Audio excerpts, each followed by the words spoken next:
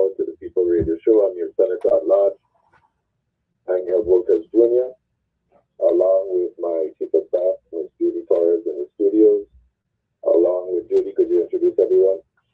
I have Jillian, sorry, Jagru from David's Foundation. The Dave Edwards Foundation. Thank you. And then I have Tony Emmanuel from the Office of Gun Violence Prevention.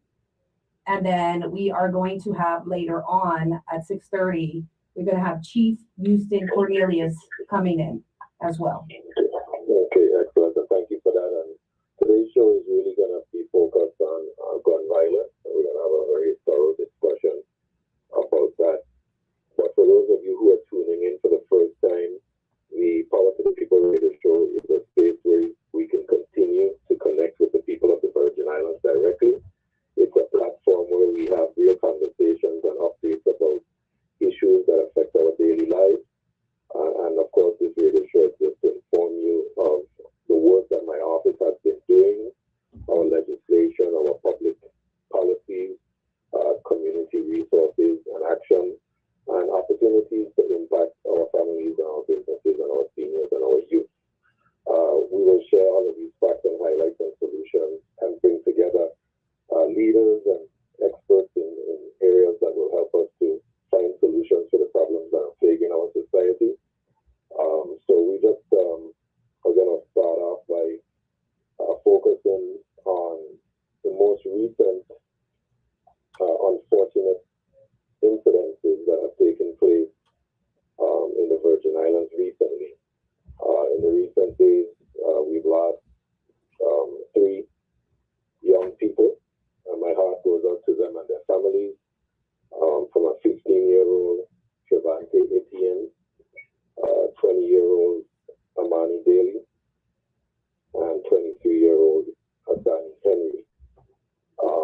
And again, my heart goes out to the families who are facing these unimaginable losses at these times.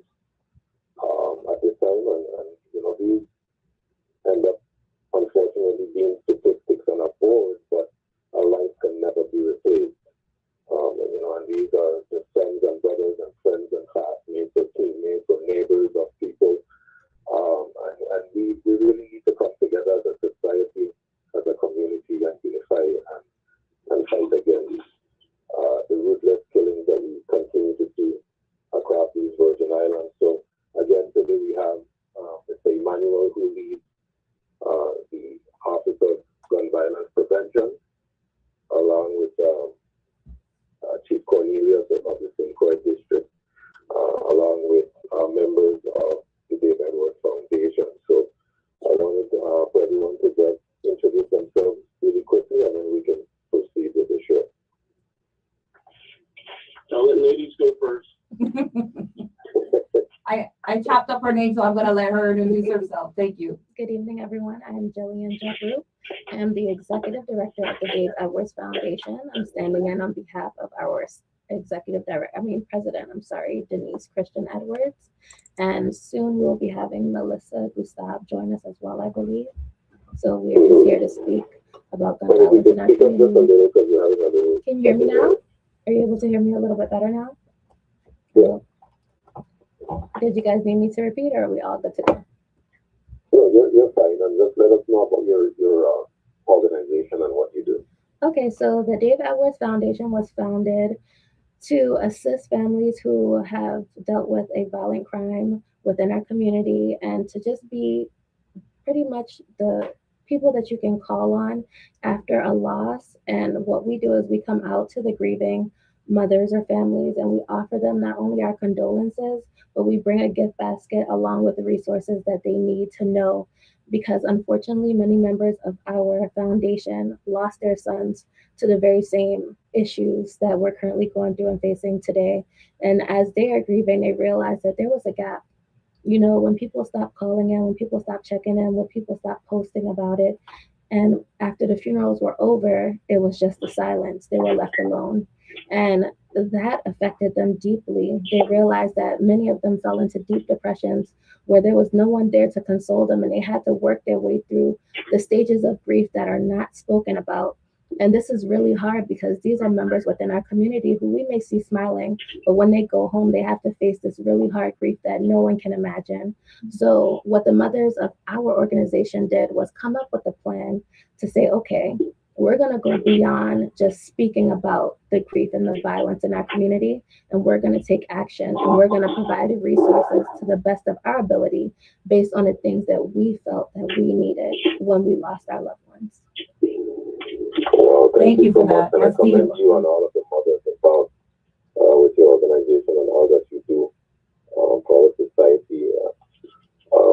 Next up, we have with Tony Emmanuel from the Office of Gun Violence Prevention. Could you just let everyone know, for those who may not know, but I know that you do so much in the community by now, everybody should know, but it doesn't harm to just let them know. So. Yeah, no, sometimes people always ask, what are you all doing? You know, and so I first off, I want to, offer, on behalf of the Office of Gun Violence Prevention Officer, condolences to the families that have lost recently. It's 24 hours. Actually, it's 4. We had one, another homicide in St. Croix last night. And so it's 4 people in the past 24 hours, which is unprecedented in the Virgin Islands. And I want to applaud the work that the Davis group is doing, Davis Edwards group is doing. You've heard me say it before, and I'll say it again, that the true healing comes from nonprofit organizations that are doing this work in violence prevention and victim assistance. The nonprofit organizations are the ones that really step up. I've been all around the country looking at other jurisdictions and how they handle violence in their communities, and the nonprofit groups are really the gap fillers in providing resources and assistance to those families that are in need. So I really appreciate the work that you guys are doing. My office, the Office of Gun Violence Prevention,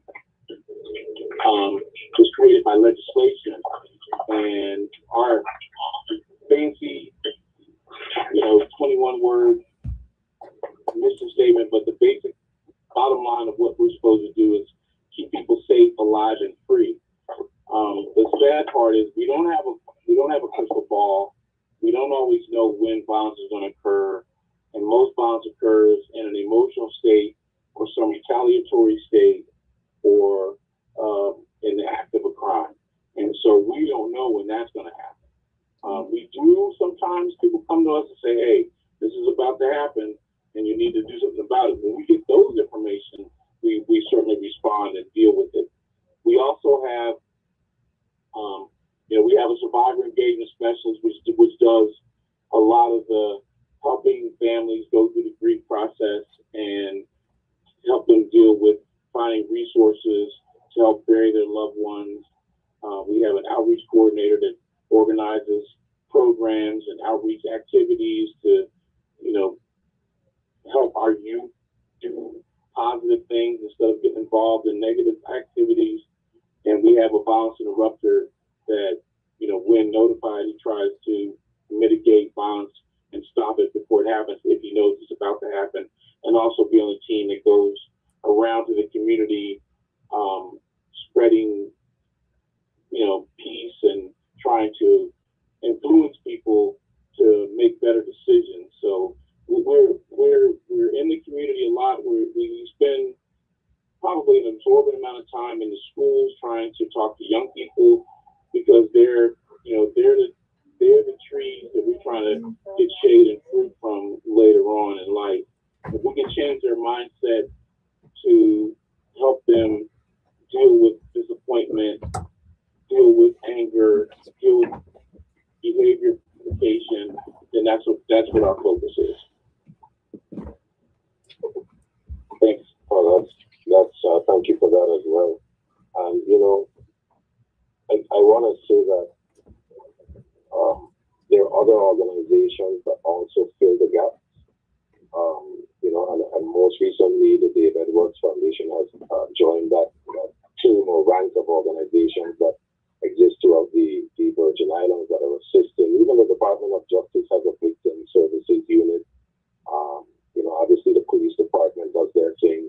Department of Health and Human Services from the government side also has different divisions that assist. We have the Women's Coalition, and we have many other organizations throughout the Virgin Islands that exist to help assist with this plague that we're seeing concerning gun violence. But one of the things that I believe we should be focusing on is trying to find out what these trends are. What are the trends and the things that we're seeing that sort of pop up, in every case. And I know that, obviously the DIPD does their share of investigation, but especially for someone like myself in my position, I try to understand these things as much as possible before making any decisions. But if I can ask you, or even ask anyone on the line, what are some of the trends that you've been seeing pop up for most of these unfortunate incidences? Well, I would say, Well, oh, go ahead. Oh, I can speak if you want me to. Ladies first. Oh, Yeah. no worries. Well, I was speaking with our founder, and we were actually praying about the situations that were going on. And what she was speaking to me about was retaliation. And that was a really big theme. And she said, when I lost my son, the biggest thing and the hardest thing to do was forgive. And I didn't say, retaliate. I didn't say do anything. I had to forgive, the person who killed my son. And that's what she said. And I had to deal with that and the harsh portions of it that ate me up inside. Because if I were to say, I wanted someone to retaliate, that would mean this cycle would continue for years and years and years, and it would never end. So she said that she chose forgiveness, and she was okay with God in that moment. And she just continued to live her life knowing that God has her back and that her son is resting peacefully, as hard as it is. So with that trend, I would say, telling someone not to retaliate, knowing what it is to lose a loved one is the hardest thing. Mm-hmm. So to speak to someone who may not fully understand what it means to forgive, and to speak to someone young who's dealing with a loss so great and tell them, hey, don't retaliate, let this go, because it's just going to continue a cycle of violence in our community that will never end. It's like, how do we say that? How do you tell someone who lost a loved one that and have them actually understand what we mean for generations to come?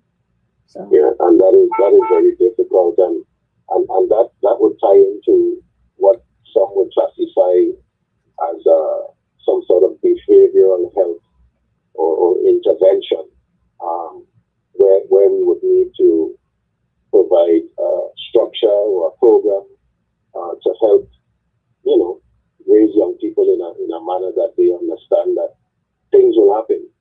You may not like things or that have been done to you or what people have said to you, but there are ways for us to come to an amicable medium or solution. I think what happens is that we see the fantasy that's on television and the way that things happen, and sometimes young people try to emulate the things that they see. I remember as a young person, I did get into my share of back and forth with some individuals who happen to be good friends up to today, even though back in the days we had problems. But we were able to resolve them, sometimes within ourselves, but not only that, but with the help of adults who cared about us, adults who intervened, adults who were there and showed us the right thing to do. I found that in this time, we may have a different environment where adults are now afraid to say something or even do something because they're afraid of the same word retaliation that may happen from the young person, because they may have a weapon or they may do something or break something, So these are all parts of a moving system that we really need to take a very holistic look at. Tony, did you want to add anything to that? No, absolutely, and I'm so glad that the young lady talked about forgiveness. I have been working, trying to bring restorative justice to our vocabulary here in the Virgin Islands. And the hard part is to get people to forgive. And it's funny, I go to the schools, and I was at a school, and I was talking to a young lady, and I gave her an example. I said, listen, so your sister and her boyfriend do a home invasion in somebody's house, and the homeowner is protecting his wife and child and stabs your sister. Doesn't kill her, but he stabs her to protect him. And then the sister and the boyfriend flee the house. She says, I'm going to go kill him for stabbing my sister. And I'm like, oh, well, wait. Like, let me wrap my brain around this. Your sister broke into somebody's house and attacked them, and she got stabbed doing that, and now you want to go kill the person that was protecting himself and his family. And she goes, yeah, you hurt my sister, and I'm going to kill you. I said, wow. So the mentality we have here, a lot of, not everybody, but a lot of us have this, it's like kung fu theater. You killed my brother, so I got to kill you. You killed my master, so I have to kill you. Without even examining the details of the event and holding each other and ourselves accountable for actions. And that's the biggest thing, is that some of these folks do stuff and feel like karma is not going to come get them. And it will.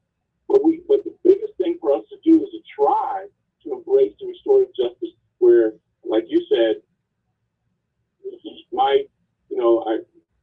you did something wrong, you hurt me, but you know what, I'm willing to forgive you. Let's move on, and let's figure it out. You know, I tell the kids sometimes, when I was younger, I was probably 15, and a guy here stole my girlfriend, or at least I consider he stole my girlfriend, right? And, you know, I was hurt. But today, he's a good friend of mine, you know, and the young lady, we're all friends. You know, you just have to move on. You don't own people, you don't own relationships, you don't, you know, actually last year, domestic violence was almost 20% of the homicides that we had last year. So you're right, we have to find in our hearts this ability to forgive people that, you know, trespass upon us, and move on and grow from that experience, rather than thinking to kill them is the solve of disappointment. Definitely. And you said about karma. Karma's wheel spins slow, but it definitely spins for sure. So it'll eventually spin off to where it needs to spin to do what it needs to do. When we talk about what's missing in the sense of, you know, why are we jumping to these harsh decisions to say, well, I'm going to kill somebody, right? You know, if my grandmother was on the line right now, she would say, well, that's why they need to go to church. Mhm. You know, she's the first one in my family. You know, every time I call her, she's always praying for me. So I give thanks to her for always praying for me. But I'm saying she would be the first one to make sure that is said very loudly out of her mouth. And I think there are also things that could be potentially done at home to help create structure. But we find sometimes, you know, there's single families or people who are overworked, more than one job, and not enough things for the children to do, or not the right supervision at home. So there's a lot of moving pieces that cause these unfortunate things to happen. But as a government, as a society, I think everyone, to include the entire community, needs to try to do their part. And I felt as a young person that somehow back in those days, we used to live in a society that actually did that. Because I could do something, and by the time I get home, my mother knows every single detail. and I better not tell her something that wasn't correct or accurate because she already knew. Right? Because word got to her so quickly, and it's so funny because we have cell phone now, but somehow the word got to her before I got home. So, we as a society, using that as a point, we got to do our part. And we can't be afraid to say what's right. We got to do our part. And we all have to work together in order for this problem to be resolved. And that's my 2 cents on that. I wanted to shift over to the Dave Edwards Jr. Foundation. Let me ask you, since how long have you been in existence again? If you don't mind stating again. So we have Melissa. Welcome, Melissa. Hi, Good evening. good evening, everyone. Yes, I'm the secretary for the Dave Edwards Jr. Foundation. I'm a little late. I apologize. That's okay. Yes, we formed almost from last year. Like 2 years. We've been in existence for. Yeah, And I'm happy to have you here before you start, Melissa, because before you came, I was talking about, everybody needs to do their part. And I said earlier that your foundation or organization is one of the newest foundations to be doing, or organizations to be doing what you're doing, along with other entities like the Women's Coalition, etc. So we all need to work together. So I'm happy that you're here with us today, and thank you for answering the call to be a guest today, because it's important for us to understand where you are in your process and what support services you're offering, and what challenges, if any, that you're experiencing. yes. Well, I hopefully Denise will make it. She's Right? on her way. We waited for Denise. She's the founder. Okay. Yeah, so we've been going out throughout the community and help. And if we get, for example, if someone lose their loved one, like child, we would find out who they are, and we would reach out to them and see if it's okay to come and meet with them, and we would present them with a basket. Then in the basket we have pamphlets and fruits and different stuff, resources, journals, stress balls, different things. Different things to help them get through this tough time and let them know the resources that's out there. Because when something like that, when that kind of tragedy hits you, your mind is all over the place, you're not functioning.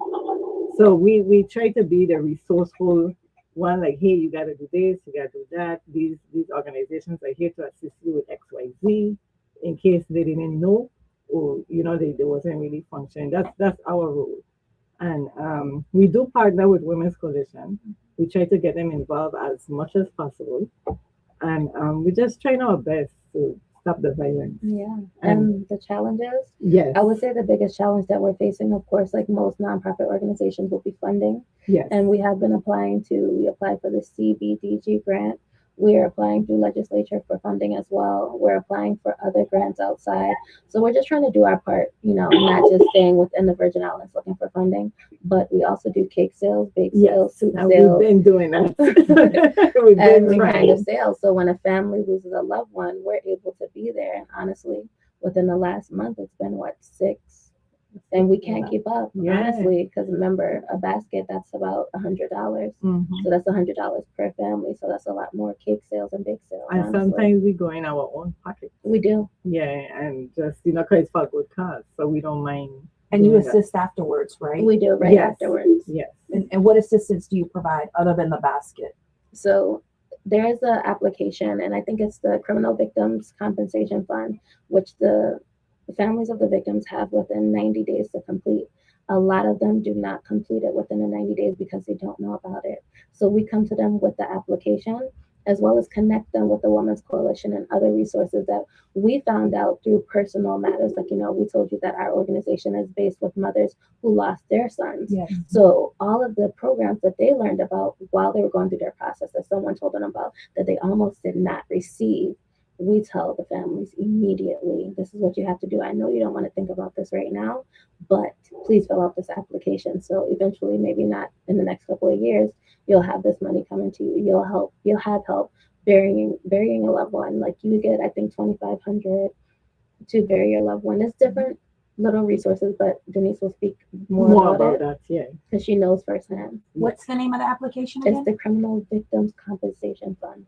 And you help Yeah, that complete the that is application with them. under the Department Thank of Human Services. When I Human Services. first came into the legislature, the 34th legislature, I can't remember the name of the attorney right now, but at the time, this fund did not have any money in it. With the help of my colleagues, I was able to get about $900,000 to put in there. Yeah. And there was there's a lot of backlog. There's a backlog. There's a waiting list. and we were able to bring it up to almost current. So that's something I'm definitely going to have to revisit the story. Okay. So let's look at that again. Yes, sir. Yeah, and I think that's what discourages a lot of people to fill it out because they're like, oh, I can wait. I have to wait long, and sometimes some of them say they don't get it. Like some We they know waiting. families, we know mothers who have been waiting for over 9 years, I believe. Yeah, Still to this day. To this day, yes. yeah, it will have a backlog because of the funding. It probably does, yes. Yes. Yes. For the Dave Edwards Junior Foundation again, as you said, you offer resources, you offer support services. What are some of the lessons that you try to instill in the families? Because I know sometimes, most of the time, you may be dealing with a mother or a father, but what about the siblings? What about the brothers or the sisters? Do you work with them as well, or do you refer them to youth services of some sort? That's where Women's Coalition come in. We try to They come into refer that portion. yeah, because they have all the counselors for the different ages and they can deal with that because that's something they deal with on a daily basis. But So, we do provide, we did holiday gift wrapping, back to Mhm. school giveaways. We make sure that we give the families gift cards as well. yes. So although we're not able to help on a grand scale, we do our part. So we did $50 gift certificates to families and victims that extended to even grandchildren over the Christmas break. So we do what we can, although a small amount. We refer them to Women's Coalition. Yeah, for like counseling. Human and services. Yeah. We refer them to Island Therapy because they do have a sliding scale for grief therapy. We applied to the CBDG grant so we can be able to bring down grief therapists to our island to be able to help for free. So we did turn in an application about 2 months ago. So we'll have at least, I believe, 50,000 worth of free grief therapy for families if we are to be approved for that grant. So we are working We're behind working. the scenes. We work. Everything is Okay. takes Mhm. time. We submit Yeah. and then we have to wait. Yes. So, Okay, well, we commend you and thank you for your Yes. work. So do you also, being that I have him on the line now, do you also coordinate or collaborate with the Office of Gun Violence Prevention? We sure do. We do coordinate with the Okay, Office good. of Gun Violence So this Prevention. isn't the first time you've met Tony then? No. no. No, okay, that's good to know. That's good to know. So, okay, Tony, what plans do you have for the Dave Edwards Foundation in collaboration with your agency? Well, we're a response-oriented position, organization, and usually when they call, we try to support them, and so they seem to be doing pretty good on their own and making ends. But we're always here to be an additional resource. We also have, we have grief counselors. I have three pastors that are grief counselors. So if you need that resource, you can certainly come to us and ask us. We also work with human services to help, access some of that money. And when we have months like this, it certainly taps out very quickly. And I'm sorry that those families have to wait so long for them to receive some assistance. It just sounds, it actually sounds criminal to me, but I won't get into that. But it's just, we're here for resources and to assist as best we can.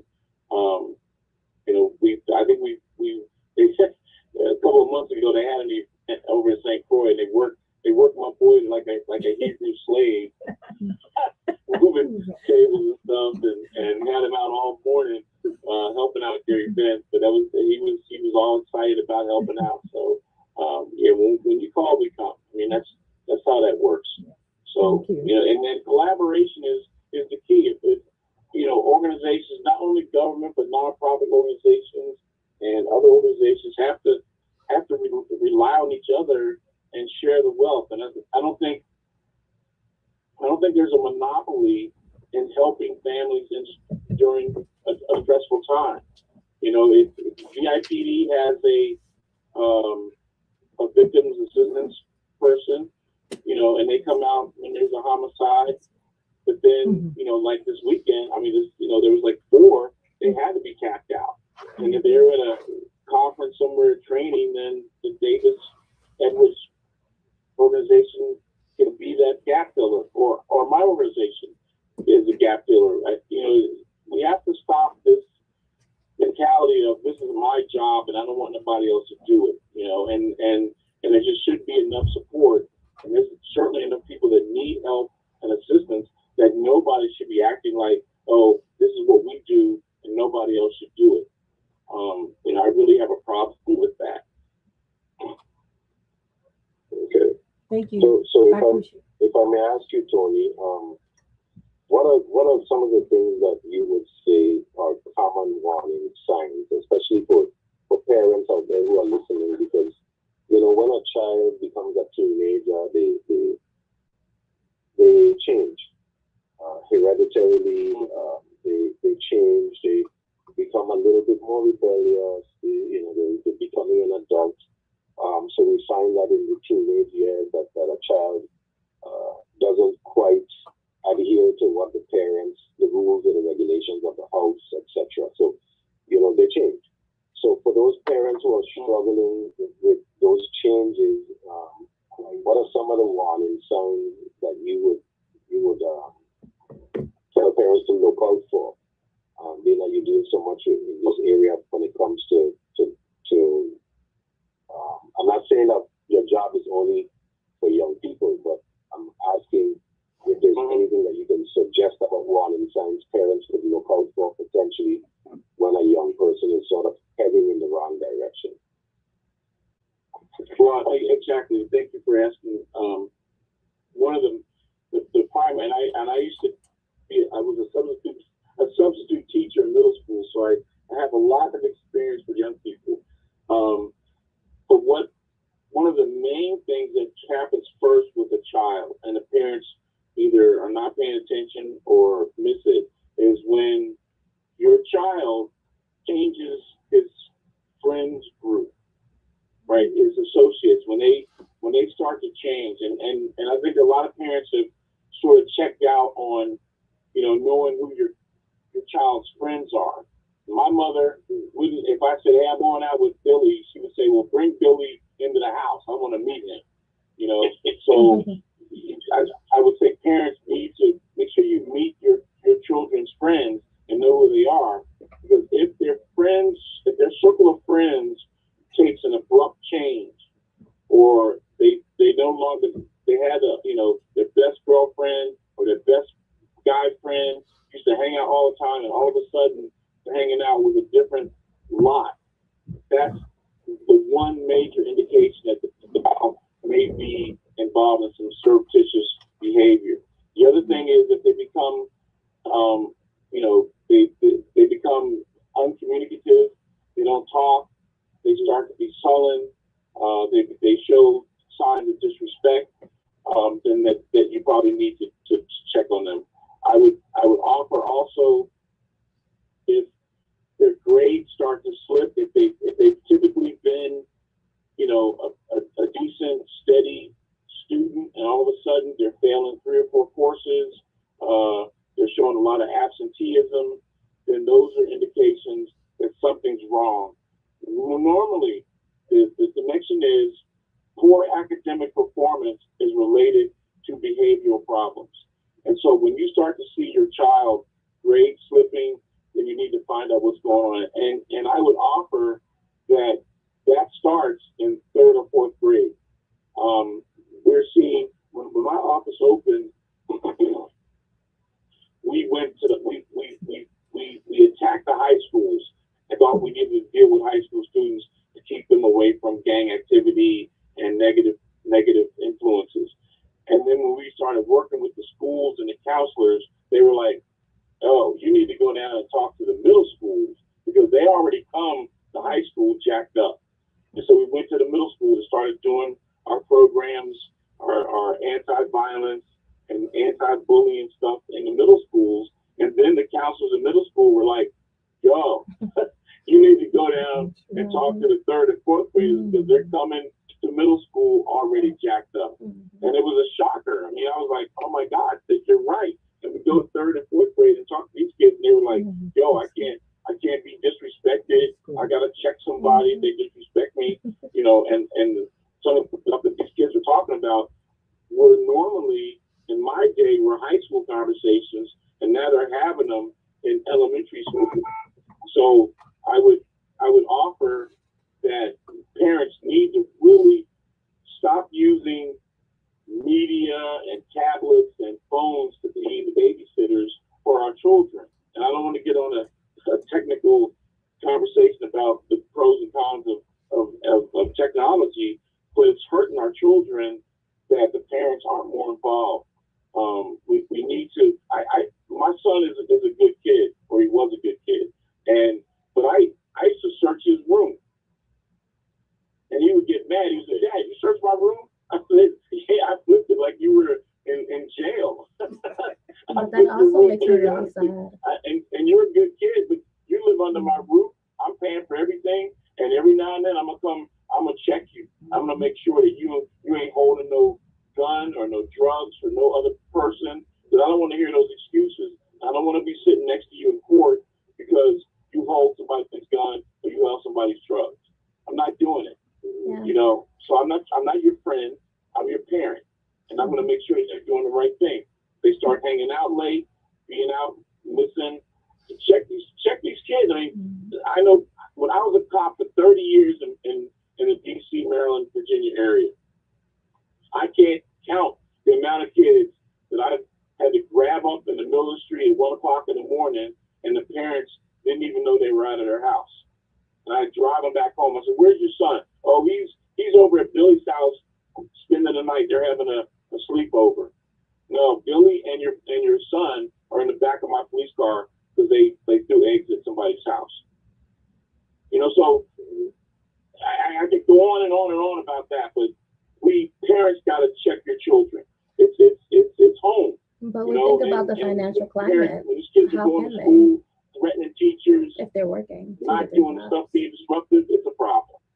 I'm out. I think I'm out, but that's talking. And I agree with you. And, you know, I want to make a couple additional statements because we're not saying that all the gun violence are children, but it's like Frederick Douglass said, it's easier to build strong children than to repair broken men. And we know that there is a level of gun violence that is happening amongst the youth, and it is our responsibility, and it is easier to build a strong child than to repair a broken man. So, you know, again, to what you said, I agree with what you're saying, and even from the bullying, the cyberbullying that takes place amongst the youth, I can't give them any wrong. We have grown people on social media, on Facebook, every single day, people in their 40s and 50s on Facebook, speaking ill will on people, derogatory and condescending statements about people with no facts whatsoever, but want to just tear people apart because hate is in their heart. So what do you expect the child to do but emulate what you're doing? So, you know, we also as a society have to have responsibility amongst ourselves to say that, okay, we have to watch how we conduct ourselves in society as well. You know, but, you know, we have a population of people that may do whatever they choose or want to do at any given point in time. No one controls anyone. No one is trying to control anyone. However, when we're talking about our children, until they're 18, they're under some parents' roof. And there are rights that a parent has to make sure that his or her child is adhering to the rules of the house, and in addition to that, the laws of the Virgin Islands. So I agree with you, Tony. You know, I haven't searched my son's home yet, but I'm gonna put that down on the list. Thank you, Senator Bolques. Give it a toss. Thank- I'll give it a toss. Thank you both. I just want to introduce Denise Edwards. She's here from the Dave Edwards Jr. Foundation, and I have Chief Cornelius here as well. So, Hi, Yes. good night. Good evening. Good night, And sir. thank you so much for being here with us. We appreciate it. From Denise, we'll get to you in just a second. And of course, thank you to the Virgin Islands Police Department, Chief Cornelius. Peace and blessings, love and respect. I know that you all have been having a very busy few days.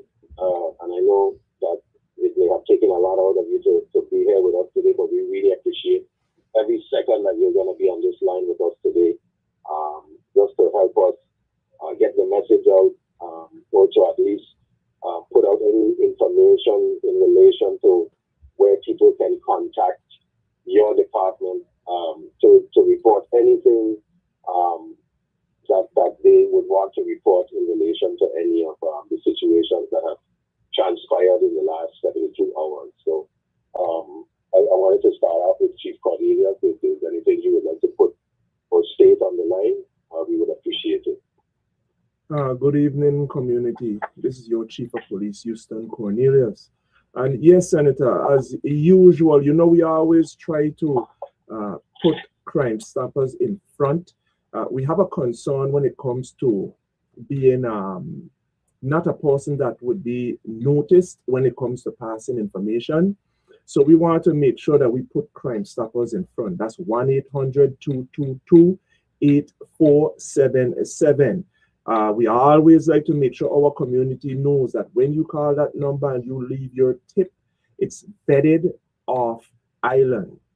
Once that is done, it's then sent back to the Virgin Islands, where it comes to me, the Chief of Police, and I then pass it to who needs to know, meaning whatever the issue that you're letting us be aware of, we pass it to the individual that is going to be integral in dealing with that situation. So I just want to make sure that the community knows that we don't know who you are. The information that you pass on is given to someone off island. So in the Virgin Islands right now, when you look at how we're netted, we're very, very close. You don't know who is friends with who is family with who, and a lot of people, they're very concerned when it comes to that.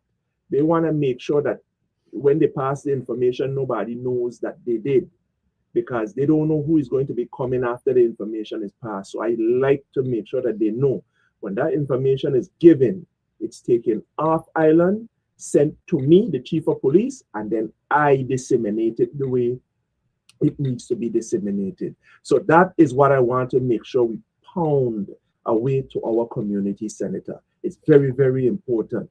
The fright that our community has when it comes to pass it, to giving information. That is what's killing us. Yes. And we were, before you came to the studio, we were having a discussion surrounding how things were in the past. At least when I was a child, the way that information was freely given throughout the community when they saw an individual doing something that was considered to be wrong. And it was shared amongst the community very freely. But we find that now in this time, there's a fair factor of some sort that is hampering the law from being able to execute and to be able to do what is right, because these individuals are doing things that are destroying people's lives. Definitely. And lots of families. And the impact doesn't just affect the family, because when something like that happens and nobody says nothing, then other people become fearful. And this is what I say as of late, Senator, I've been adding in. The domestic violence have a saying that says your silence, something with silence. I put a little thing to it where it says your silence is these guys' consent to continue with what they're doing. So we're asking the community to not be silent. so we could stop what the consent that they so-called have right now to do the negativity. So that is where I try to push it right now. Let's take away the consent that they believe they have because we are silent. True. So I'm encouraging and asking the listening audience, for those who may know something, and even if you don't know something, at least spread the word. At least encourage others to do the same. Because this type of behavior and what they're doing are destroying the lives of not only the intermediate family, but also people around us and within the society and our community. I was walking through Sunny Hills today, Senator, and community. And I had a classmate, and let me make sure I say a shout out to the class of 1989. We just came back from Jamaica yesterday. We had a good 5 days over there. Yes, and, yeah, man, I was able to go and see where Bob Marley grew up and all the different things. Went to Negril and all of that. So I want to make sure I shout out class of 1989. 60-something of us went and we had a ball.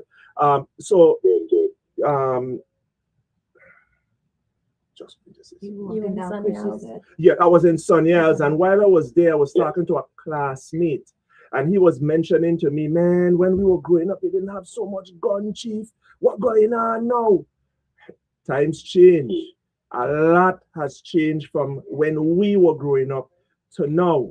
The weapons are more accessible to our young. And when you talk about conflict resolution, those guys don't do things like we did back then.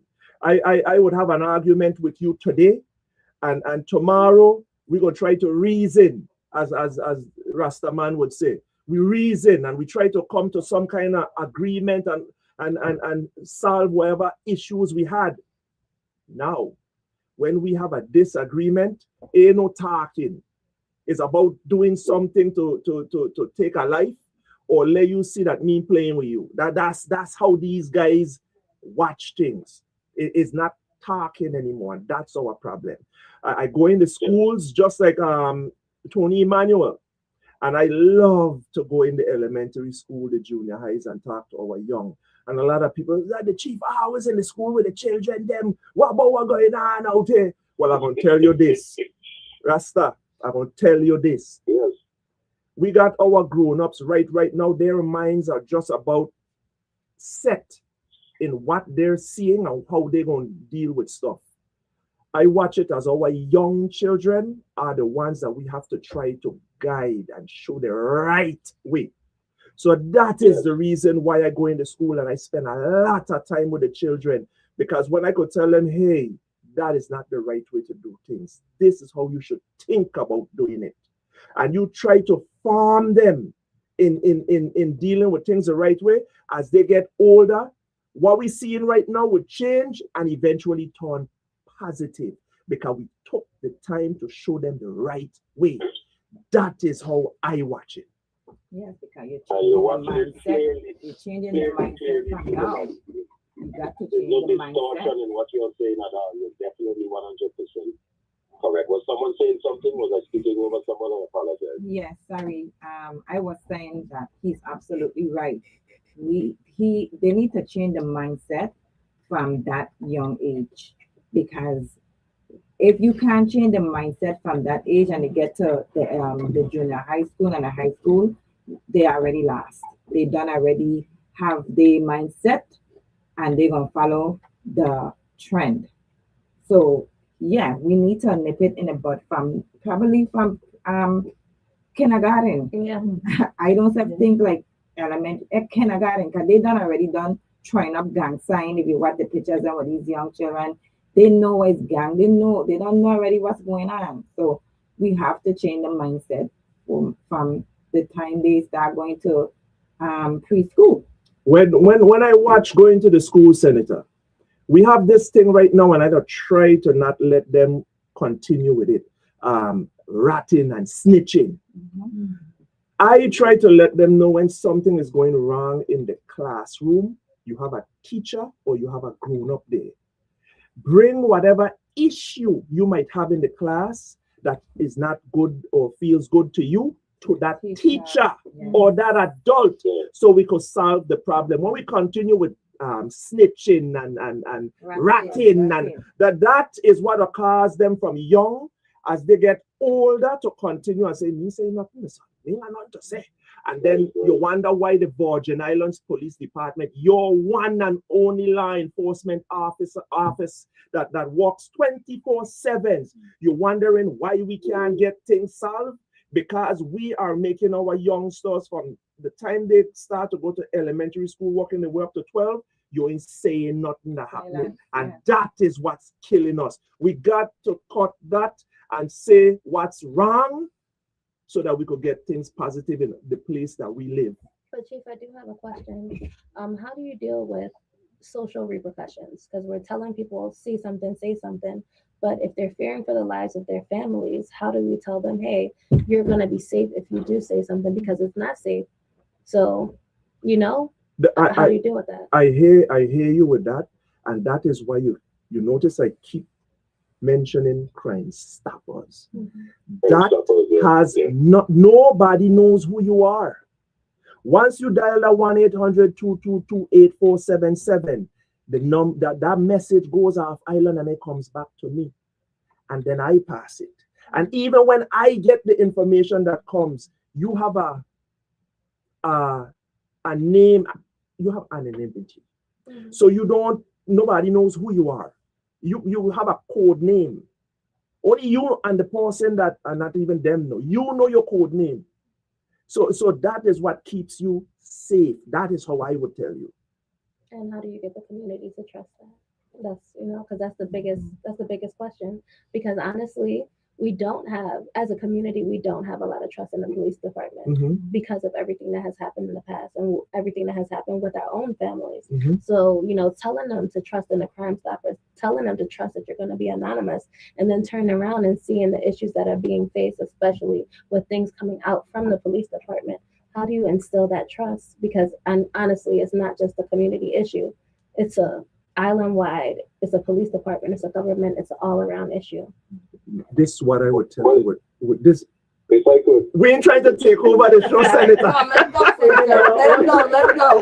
We ain't trying to take over the show. But this is how I would respond to you with that. You could have a situation that might not reach the level where it's where someone lost their life. It might be a simple complaint you have, so you try it. Give your complaint, try it, and then see what happens after that.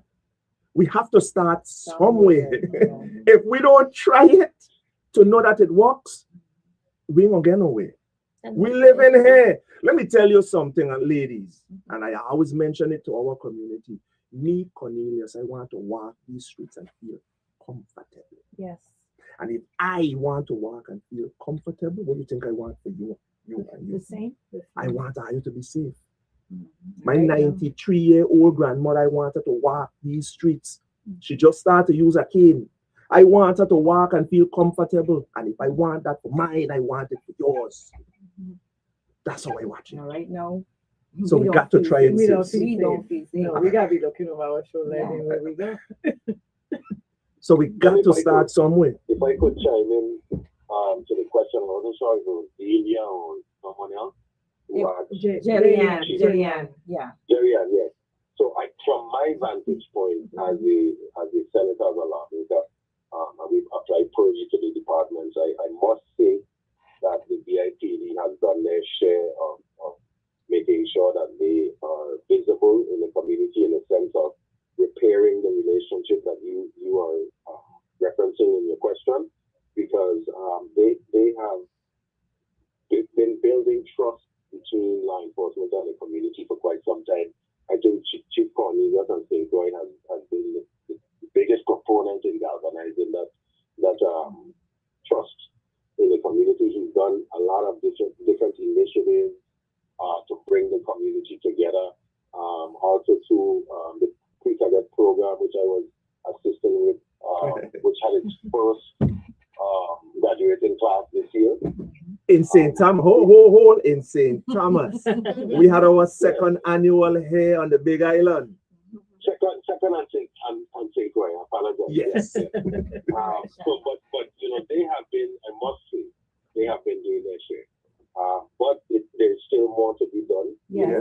Yes. I'm going to start an overnight 1 year, 2 year fix. But I must say that they have taken very big strides and continue to do so. So I got to give him a tap on the back and make sure that he knows that from, at least from me, I appreciate it, you know. Thank you, Senator. And we're going to continue to work together as a community. Yes. Because, like I say, we just came back from JA. And the way how their people walk over there, it's amazing. I was like in awe for them days that I was there, Senator. I said, man, what? Imagine if the Virgin Islands were like this. Just the way how everybody works together to sell that brand, JA. It's amazing. And trying to keep it safe. Yes, yes. And we'll get there. And I know. I agree. I believe so. We have 1 more minute, and I really want everyone to just at least give a contact for each department that's on the line, each agency or organization, where people can reach out. I know PLPD is going to be the Crime Stoppers, and then Ms. Torres, you can provide the contact phone number for the main office as well. So please, everybody, let's do that quick before the time expires. Okay, so the Dave Edwards Jr. Foundation, you can reach us at 340-277-6892 or 443-564-6983. Our email is the Dave Edwards Foundation at gmail.com. And one last thing that I would like to mention, since I came in, I'm sorry that I came late, but one of the questions you asked is what challenges we're facing. The challenges that one of them that we're facing is, trying to get in contact with the families. We don't have no way of getting in contact with them other than if I know them personally or I, reach out to them on Messenger and Facebook. So please, if, as soon as you have a loss or death or anything, can you please reach out to the phone number or the Facebook page? We also have a Facebook page or email so that we can get in contact with you, because we really, really want to be able to come and, just give our condolences and let you know that you're not alone and we are feeling the same pain. So like I said, please contact us, the Dave Edwards Jr. Foundation, Facebook, and my phone number, 340-277-6892, 443-564-6983. Thank you. Thank you. And now, so Antonio Emmanuel from Gun Violence Prevention. All right, Tony Manuel, Gun Violence Prevention. My phone number is 340-227-1049, 340-227-1049. I wanted to add that we are having a Peace in Paradise rally on St. Thomas Wednesday, the 24th of June at Emancipation Gardens at 6:30 p.m. I hope you can make it, Senator. And then on St. Croix, Tuesday, June 30th at 6:30 p.m. at Cannegator Ballpark. And I hope, Chief Cornelius, you can come and be there with us in partnership. And Miss Edwards, your organization is always welcome to attend with us. We were hoping that that's going to be an opportunity to have the community come together and both islands to come together and share their concerns, responses. We hope we're not going to get bashed, but we want to make sure that we can meet people where they are and help them get through and see where the resources are so they can be assisted. Thank you. We will be there. Thank you. Thank you, Director Emmanuel. Thank you for the work that you do and continue to do. And of course, Chief Cornelius, you're up next. Yes, community, if anything, you could always reach us at 712-6005. That's one of my aides. Or 6062. Again, 712-6062 or 6005. The number 712 is always in front of those numbers. And if you could just give them that Crime Stoppers number one more time in case someone missed it. Yes, that's 1-800-222-8477. thank you so much, Chief Cornelius. We really appreciate you taking the time out with all that's going on and being here with us today. We appreciate it. And Ms. Torres, if you can give them the office number if anyone needs to reach us as well. Yes, our office number is 340-712-2278. That's a St. Croix office. We have our St. John office as well, 340-776-6285. And the St. Thomas office is 340-693-3571. Thank you so much. Lastly, I want to thank Josh for having the patience. I know I'm 4 minutes over my time, but I really appreciate it very much. Thank you for letting us have this extra time to broadcast. I want to say good night to everyone, and thank you to all of our guests in the studio today. Have a good evening, Yes, everyone. thank you, everybody. Thank you so much. Good night. Thank you.